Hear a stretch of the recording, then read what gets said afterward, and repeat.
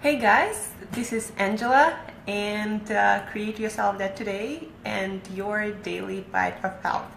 Today I'm making my live video, I haven't done that in a while, bringing your more knowledge, more practical knowledge that you can use today and every day to take, so you could take better care of your gut. How often do you wake up and ask yourself, how can I take better care of my gut to make it look better, to make it perform better? How often do you even think about your gut, except when you're feeling hungry? Probably not so often, and probably you should do it much often. Like I used to think, it's all about food, like our health, our vitality, our energy, our motivation for life. But as it turns out, it's all about our gut bacteria, all those trillion cells that live in our gut, that help us to digest that food, that produce different vitamins, that produce different hormones and neurotransmitters that make us feel happy and enthusiastic instead of feeling crappy. And let's be honest, in order for you to perform the best, to feel your best, on all levels, physically and mentally, you gotta feel comfortable with what's going on in your gut, in your stomach.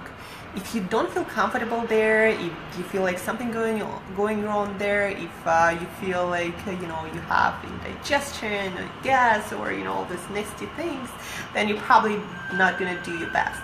So a couple of days ago, I finished this book, The Clever Gut Diet by Michael Mosley, and the book is all about our digestion, how it works, what happens to our food when we eat it, in our stomach, in our small and large intestines, what happens to that food, how exactly it happens, and why we should care, why we should take special care of our gut bacteria that, by the way, outnumbers human cells 10 to 1, meaning you and I are only 10% human. The rest is our gut bacteria, and so we're only 10% human, and we better learn how to take care of those 100 trillion cells if you want to stay healthy, if you want to stay full of energy, if you want to feel enthusiastic, happy, and all these amazing things, and be ready to live our life to the fullest. So first and foremost, we are taking care of our guts by eating a certain way, by choosing certain foods. And some of those foods are, some of the champions are olive oil and olives, then things like oily fish. I have some things that I got in my house that I'm going to show you. Oily fish like sardines, wild sardines, or like salmon, wild salmon. I also love this snack these days that is like dried anchovies. So oily fish that also has a lot of omega-3s that your gut bugs love and your brain loves, and that decreases inflammation if you consume that on a daily basis. Thank you for all the likes and love, by the way. So the next thing besides olive oil and oily fish, things rich in polyphenols that are plant antioxidants that help us to stay healthier. Our gut bugs love those polyphenols, and they're found in cacao. So you can consume 100% chocolate or really, really dark chocolate to get those polyphenols and antioxidants. You can also consume something like cacao beans or cacao nibs. I love to snack on those sometimes. Also a lot of polyphenols in coffee, in tea, in red wine, but with red wine you don't want to drink it a lot because there is alcohol that also kills your gut bacteria and your brain cells, and the less alcohol in red wine the better. So yeah, coffee, tea, blueberries, chocolate, cacao, The next thing you want to eat a lot if you want your gut to stay healthy and happy are, of course, your vegetables, full of fiber vegetables, especially green leafy vegetables, but also nuts and seeds, fruits, whole grains also recommended in the book, although I'm not a fan of grains at all, as you might know. So things, your favorite salads, I always have greens in my fridge to feed my gut bacteria and make them happy and make me happy. Especially good for your gut foods and vegetables and rich in prebiotic fiber. Those are foods like leeks, onions, and garlic. Also, I have here mushrooms that I love to add to my salad, so they are also very rich in prebiotic fiber. Then also, seaweed is champion when it comes to prebiotic fiber in general, and it also has omega-3 essential fatty acids, also great for your brain, decreases inflammation, anxiety, depression, so amazing for your gut and for you, and has a lot of iodine, more than 2000% usually, like this one in particular, kelp has. It also has potassium, sodium, magnesium, so yeah, seaweed is one of the superfoods that I also keep in my fridge all the time, and it's amazing for your gut bacteria. And of course, for your gut bacteria, foods rich in probiotics. The difference between prebiotics and probiotic is prebiotic is something that has that special type of fiber that feeds your gut bacteria, whereas you cannot digest it in your stomach, but your gut bugs love it. Probiotics or foods rich in probiotics are basically food rich in those beneficial bacteria. So the foods don't really have anything special in them, but they have those bacteria in it, and usually in variety and amount that are much higher than any kind of supplement you find out there, and it's absorbed much better than any kind of supplement. So those are foods like probiotic foods, sauerkraut, that is my personal favorite when it comes to fermented foods. Those are the foods that you want to look for if you want to find the foods rich in probiotics.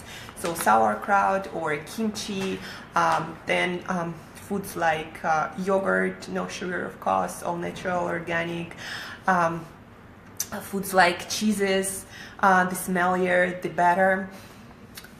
So yeah, sauerkraut, kimchi, then kombucha, although I'm not a huge fan, and a lot of kombucha has a lot of sugar in it, so be aware of it. So sauerkraut, get your sauerkraut, has a lot of beneficial bacteria, your gut will love it.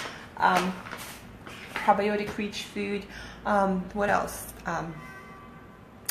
Resistant starch, also amazing for your gut bacteria, and that you can find in either potato starch powder, but also green bananas have a lot of that. You cannot digest resistant starch, but your gut bacteria again loves it, and it creates more of beneficial gut bacteria.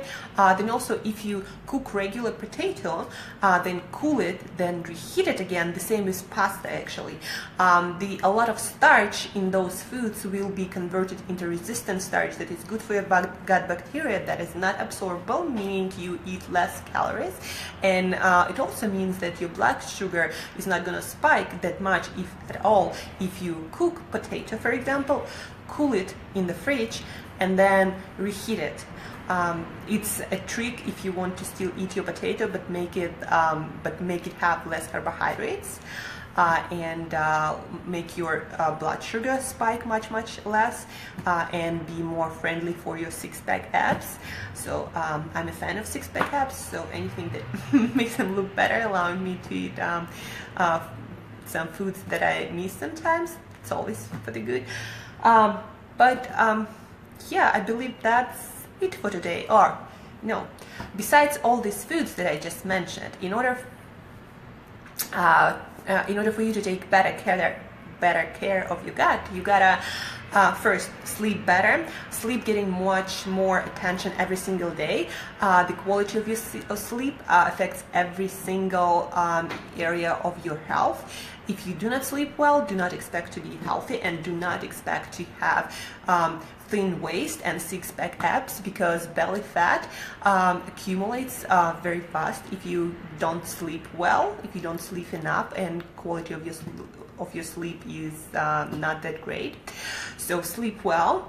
Then exercise helps to take care of your gut bacteria. So make sure you exercise, but not too much, because over exercising actually make your bacteria suffer. You're gonna kill a lot of them and make them unhappy and increase inflammation and all other undesired health consequences you're gonna get if you exercise too much. So do high intensity interval training that's proven to be especially beneficial for your gut bacteria, weight training, and move a lot. So that's what it comes to exercise, sleep, and fasting. Intermittent fasting or just regular fasting, meaning not eating anything.